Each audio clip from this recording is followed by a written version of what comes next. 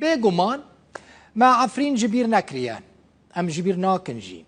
دروژن خوشته دروژن نخوشته روداو هر دمه لجم خلک عفرینه بویه که ام بحثا عفرینا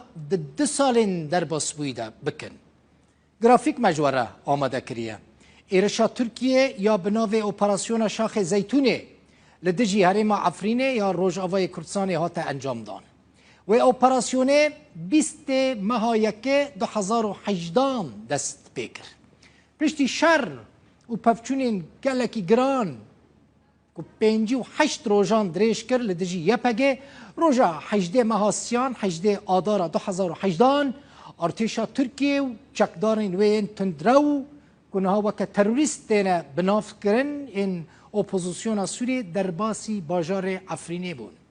24 ماه سیان ماه آذار 2018 به کنترل کردن همون نافچه این حریم عفرینه جالی ارتشا ترکیه و چکداران و او اپراسیون ادی به داوی هات ده انجام ده چه بو؟ ده انجام او ایرشه ده جه 800,000 خلق رسن این کردین عفرینه بهتری 350,000 کس جوه هریمه مجبور بون کوچ بر ببن در به در ببن بس دان کسین کرد هاتنه گرتن هاتنه رواندن هاتنه ایشکنجه کرن و بریندار کرن و کشتن هر وها ادی مدید گوهرتنا دموگرافی هریم عفرینه جی ده انجام وان ایرشان دا دست بکر جوه هجمارا کوچبرا نزدیکی 50,000 کس وگریان لدروا جی ندیتن بیچاره من کو وگرن لی جبر معاملات چکداران و هزین ترکیه خراب هجمارا کمزن جخلک عفرینه جاره کدن مجبور بون کوچ بر ببن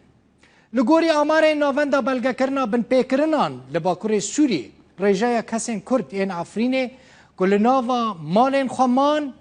کمتری جسدی سی بون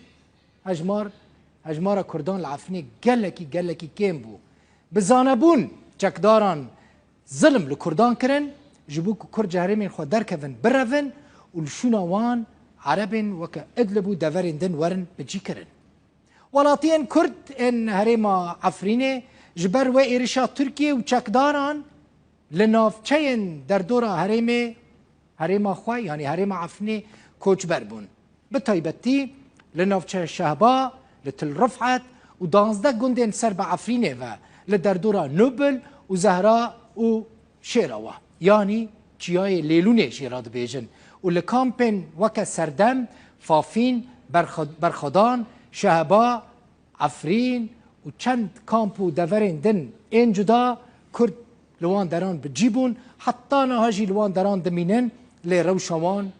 گلکی خرابه پشتی وگر بشکی جه کوچبرین عفرینه جناوا کامپن کوچبریه بهتری 100,000 کوچبرین عفرینه لوان نافچهان مانه نکارن وگرن جوهوارن خواه بشک جی لنافچین ترکیه مانه لی روشوان جی گلکی خرابه ناونده بلگه کرنا بن پیکرنان لباکور سوریه راگهاند که ده انجام گوهرتنا دموگرافی هریم عفرینه ده لسر دست ترکیه و چکداران نزدیکی 200,000 کسین هاورده کری یعنی یه نه هریمه که آنینه لهریمه بجی کرنه مالین کردان هاتنه بجی کرن و دست دانین سر ملک و مال خلق عفرینه